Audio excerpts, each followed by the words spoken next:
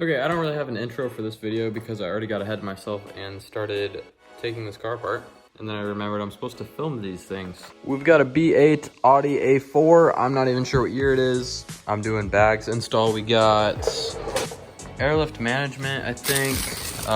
Raceland struts. Shouldn't be too bad, but we'll find out, I guess. Starting by removing the rear strut and the rear spring. Already took the wheel off, and then now I'm working on getting this fender liner out. I've removed some bolts, and then there's some clips to get to the top bolts for the strut. And then that should pull out. I think you have to lower the subframe to get the spring out. Kind of annoying, but it shouldn't be too bad.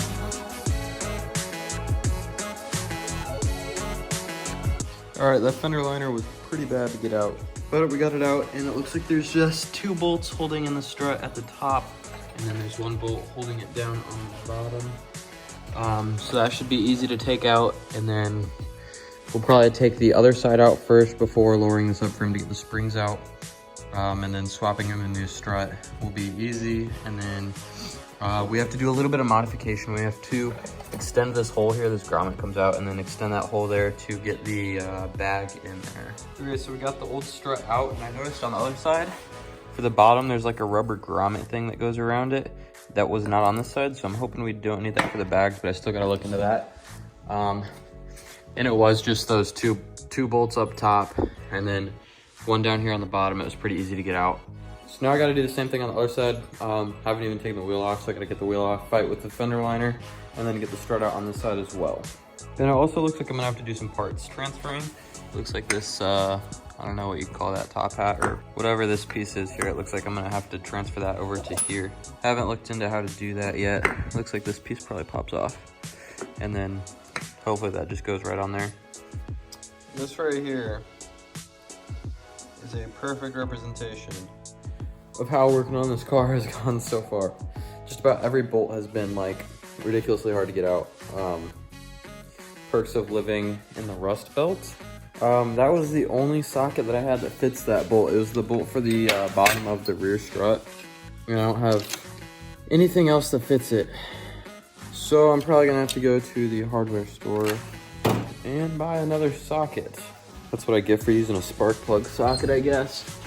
That socket's not even labeled, so I don't even know what size it is. So that makes going to get a new socket even more difficult. I can just bring the bolt from the other strut though. So I guess we're making a run to the store. I lied and I found another socket that fits it. It's 13/16 and it's another spark plug socket. But went to use it. It's 3/8 drive. And another tool comes victim to the Audi. I didn't want to use my nice ratchet, so I used this old one I had. And yeah, didn't last long. So that's a socket, an adapter, and a ratchet now. So we will end up having to go to the store. I forgot, but this also broke. It's kind of hard to see, but that's twisted. Just a little extension, but I realized that this has this hex thing on the end, so I might be able to put a wrench on this, and I don't think I'll break a wrench. If anything breaks, it's going to be this socket. So before we go to the store, I'm going to try that out too.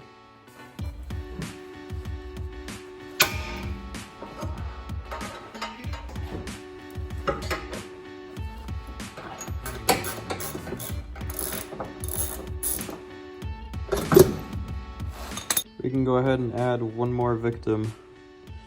I was trying to loosen the subframe and bent this ratchet. But I did get the subframe on this side lowered. You can see the gap right there. And then the one's down in there under that trim piece, so you can't really see it. But that's to hopefully clear enough room to pull this out, which it's still stuck in there pretty good.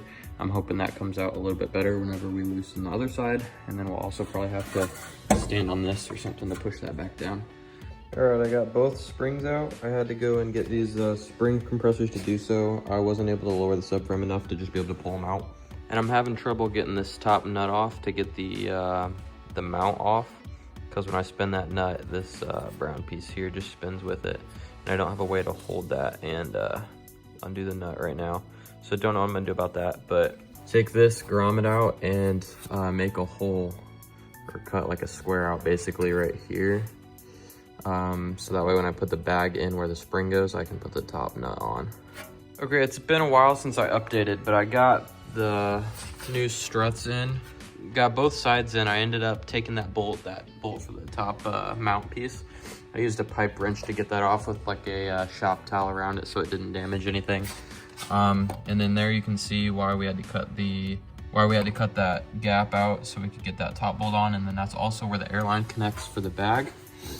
And then the bag is mounted with the spacer there and then down on the bottom. And I've got that done for both sides now. And I already got started here on the fronts. You're supposed to take these ball joints off, but every time I've ever done ball joints, it's been a huge pain. So in order to try and avoid these, because I think they're gonna be really hard, especially with how everything's been going on this car, I'm disconnecting both of these joints here in the back. I've already got the nut off. I haven't gotten the bolt out. I'm probably gonna have to pry that out.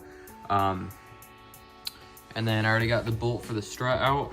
I'm gonna have to make a strut spreader tool since I don't have one. I couldn't wait for one to get here if I ordered one. And then I've also got the wishbone at the bottom disconnected as well. And then there's 4 bolts up top here. I've already loosened them, 2 there and 2 there to get the top assembly for the strut off. And then hopefully that will just pull out easily.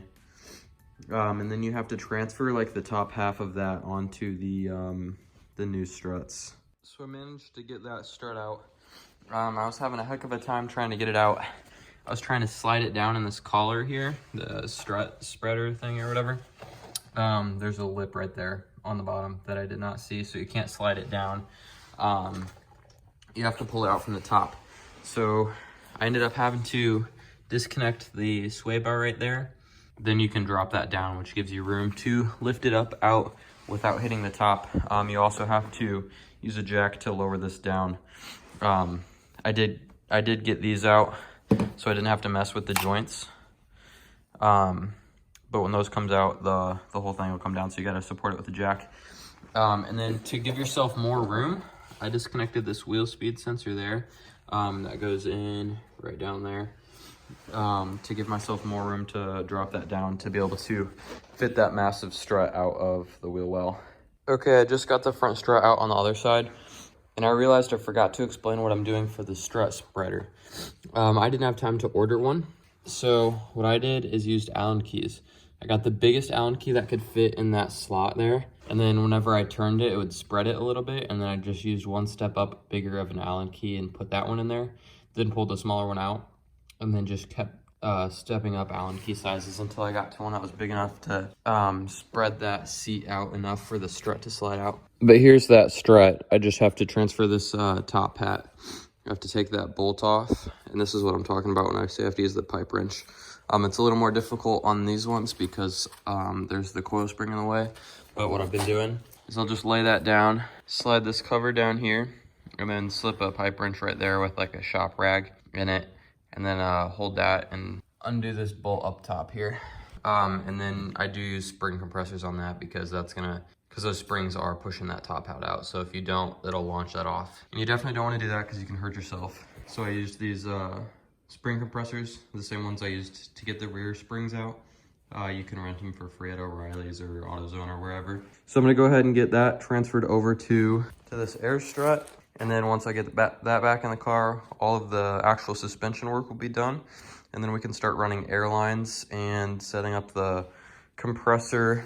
And then we've got the tank and management are actually already in the trunk. But then we'll start working on routing all of that. Okay, it's been quite a while since I did a little update.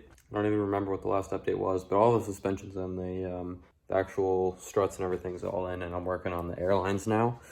So for the rears, it's pretty easy. Basically, the airline screws right into the top of the bag, and I had to cut that open to get to that, if you remember from earlier. But I just used this factory grommet, drilled a hole, and that airline goes up through there, and then it goes behind there, so it's not in the way of any moving parts, and then comes back down behind this line. And I snaked it through a heat shield for the exhaust, back behind there. And then it comes in from outside of the bumper through this vent, so I didn't have to drill any holes. and it's hidden behind this panel here. So then I'll probably run the front down the side of the car up to here. I haven't done that yet. And then from there it goes up back here. I'm mounting the tank on the top here, and it goes through one of these holes up there, and it's just gonna run across. I'll zip tie it up so it's not hanging down like that, across into the holes on the other side. And then in this panel is gonna be where the manifold is. It's just gonna sit back there. So that's where the airlines will have to go to. And then same thing on the other side. I just brought it in right through this vent, so it'll be right next to the manifold already. For the compressor is going to sit down here by the battery.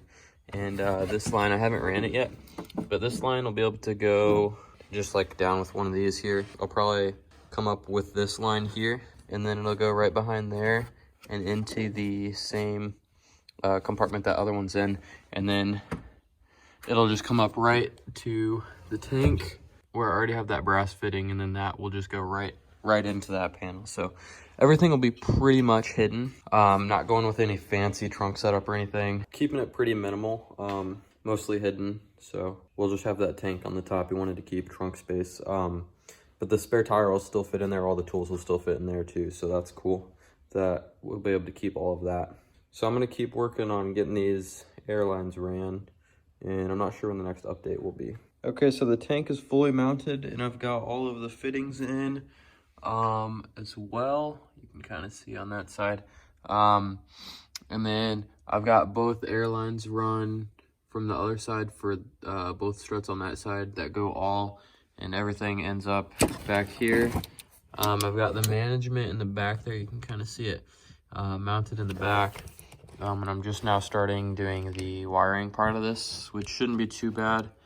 And then right here you can see I mounted the water trap up here, and then that just drains out of the vent where the airlines come into the car. And then I also have the drain as well over here that hangs up right next to the water trap, with enough room to be able to pull it out of the car to drain it. So yeah, I just gotta get this wiring mess sorted, and then tomorrow I have to run to get more air hose for the front left strut because I ran out of air hose. And then after that, we pretty much just gotta button everything up, fender liners and making everything look nice.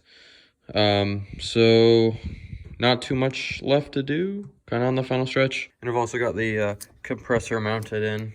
Okay, I've got most of the wiring mess cleaned up. The compressor is wired to the harness, and the harness is wired to the battery with the fuses in place.